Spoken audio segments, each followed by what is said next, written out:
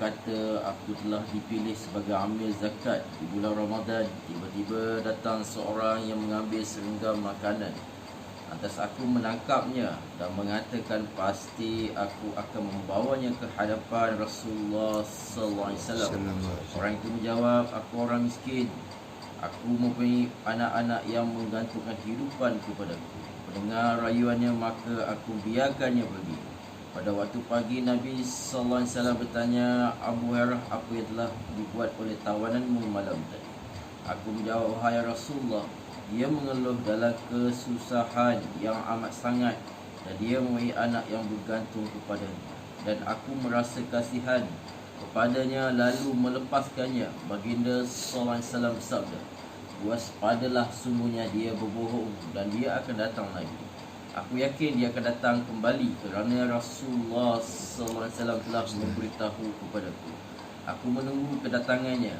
Bila ia datang dan mulai mengambil segenggam makanan, aku telah menangkapnya dan memberitahu, akan kulaporkan kepada Rasulullah SAW. Dia berkata, lepaskanlah aku. Aku dalam kesempitan dengan tanggungan anak-anakku. Aku tidak akan datang lagi. Aku kasihan lantas aku lepaskan dia. Keesokan pagi, Nabi SAW bertanya, wahai Abu Hurairah, adakah apa yang telah berlaku pada tawananmu malam tadi? Aku menjawab, ya Rasulullah, dia mengeluh dalam kemiskinan, kesempitan, dan aku berasai kasihan dan aku lepaskan dia pergi. Rasulullah SAW bersabda, berhati-hati, dia bercakap bohong dan dia akan datang lagi. Maka aku menunggu kali ketiga. Bila dia datang dan mengambil kesenggam dari barang makanan, maka aku telah menangkapnya. Aku berkata, aku bawa kamu kepada Nabi SAW, dan inilah kali terakhir kedatanganmu. Setelah 3 kali kamu datang, yang mana kamu berjanji tak akan datang lagi. Orang itu berkata, lepaskanlah aku. Maka aku ajarkan kepada kamu satu kalimat yang mana Allah akan beri manfaat kerananya. Aku berkata, apa kalimat itu? Orang itu bercakap, bila kamu pergi ke tempat tidurmu, maka bacalah ayat kursi sehingga akhir. Sungguhnya Allah akan menjaga kamu dengannya. Syaitan tidak akan dapat menghampiri kamu sehingga ke pagi. Selepas mendengarnya, lantas aku lepaskan dia. Keesokan pagi, Nabi SAW bertanya, wahai Abu Hurairah, apakah kamu buat pada tawanan kamu malam tadi? Ya Rasulullah SAW, dia telah mengajar kepadaku satu kalimat yang Allah memberi manfaat kepadaku. Atas aku lepaskan dia. Apakah kalimat itu? Aku menjawab, dia mengajar kepadaku apabila datang ke tempat tidurku, hendaklah membaca ayat kursi sehingga akhir, di mana syaitan tidak dapat menghampiri sehingga ke pagi, dan ia adalah sebaik-baik pengawal di waktu malam. Nabi SAW bersabda, sesungguhnya dia telah berkata benar kepadamu, sedangkan dia adalah seorang pembohong besar. Wahai Abu Hurairah, tahukah kamu dengan siapa kamu bercakap-cakap selama 3 malam yang datang kepadamu itu? Aku berkata, tidak. Nabi SAW bersabda, itulah syaitan yang datang mencuri dan menipu dengan tipu dayanya. Riwayat Bukhari.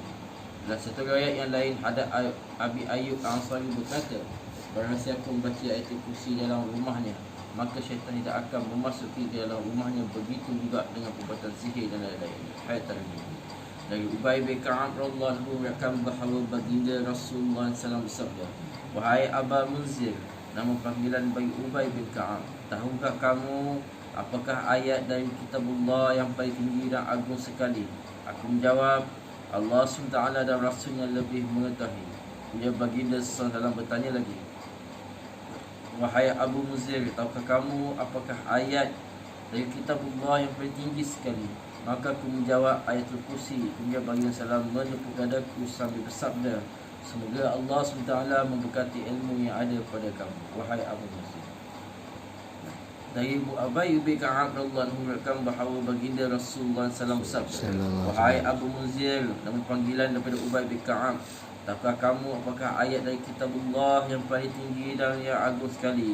Aku menjawab, Allah SWT dan Rasulnya lebih mengetahui. Kemudian baginda SAW bertanya lagi, wahai Abu Munzir, tahukah kamu apakah ayat dari kitabullah yang paling tinggi sekali? Maka aku menjawab, ayat kursi. Kemudian baginda SAW menepuk dadaku sambil bersabda, semoga Allah telah memberkati ilmu yang ada pada kamu, wahai Abu Muslim, hai Muslim. InsyaAllah kita dengar dan InsyaAllah. Rasulullah hamdi anta Subhanallah.